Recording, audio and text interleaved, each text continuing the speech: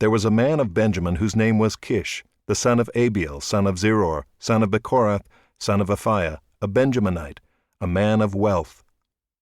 And he had a son whose name was Saul, a handsome young man. There was not a man among the people of Israel more handsome than he. From his shoulders upward he was taller than any of the people. Now the donkeys of Kish, Saul's father, were lost. So Kish said to Saul his son, "Take one of the young men with you, and arise, go and look for the donkeys." And he passed through the hill country of Ephraim, and passed to the land of Shalisha, but they did not find them. And they passed through the land of Shalem, but they were not there. Then they passed through the land of Benjamin, but did not find them. When they came to the land of Zuph, Saul said to his servant who was with him, "Come, let us go back, lest my father cease to care about the donkeys and become anxious about us." But he said to him, "Behold, there is a man of God in this city, and he is a man who is held in honor. All that he says comes true. So now let us go there. Perhaps he can tell us the way we should go." Then Saul said to his servant, "But if we go, what can we bring the man?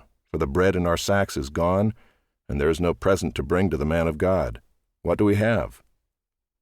The servant answered Saul again, "Here I have with me a quarter of a shekel of silver, and I will give it to the man of God to tell us our way." Formerly in Israel, when a man went to inquire of God, he said, "Come, let us go to the seer," for today's prophet was formerly called a seer. And Saul said to his servant, "Well said, come, let us go." So they went to the city where the man of God was. As they went up the hill to the city, they met young women coming out to draw water, and said to them, "Is the seer here?" They answered, "He is. Behold, he is just ahead of you. Hurry, he has come just now to the city, because the people have a sacrifice today on the high place. As soon as you enter the city, you will find him, before he goes up to the high place to eat. For the people will not eat till he comes, since he must bless the sacrifice. Afterward those who are invited will eat. Now go up, for you will meet him immediately." So they went up to the city. As they were entering the city, they saw Samuel coming out toward them on his way up to the high place. Now the day before Saul came, the Lord had revealed to Samuel, "Tomorrow about this time I will send to you a man from the land of Benjamin, and you shall anoint him to be prince over my people Israel. He shall save my people from the hand of the Philistines. For I have seen my people, because their cry has come to me." When Samuel saw Saul, the Lord told him, "Here is the man of whom I spoke to you. He it is who shall restrain my people." Then Saul approached Samuel in the gate and said, "Tell me, where is the house of the seer?" Samuel answered Saul, "I am the seer. Go up before me to the high place, for today you shall eat with me, and in the morning I will let you go and will tell you all that is on your mind. As for your donkeys that were lost 3 days ago, do not set your mind on them, for they have been found. And for whom is all that is desirable in Israel? Is it not for you and for all your father's house?" Saul answered, "Am I not a Benjamite from the least of the tribes of Israel? And is not my clan the humblest of all the clans of the tribe of Benjamin? Why then have you spoken to me in this way?"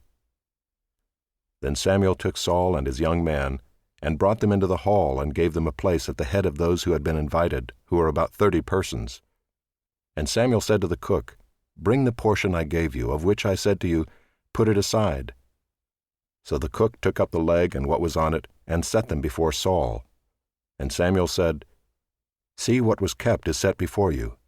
Eat, because it was kept for you until the hour appointed, that you might eat with the guests." So Saul ate with Samuel that day, and when they came down from the high place into the city, a bed was spread for Saul on the roof, and he lay down to sleep.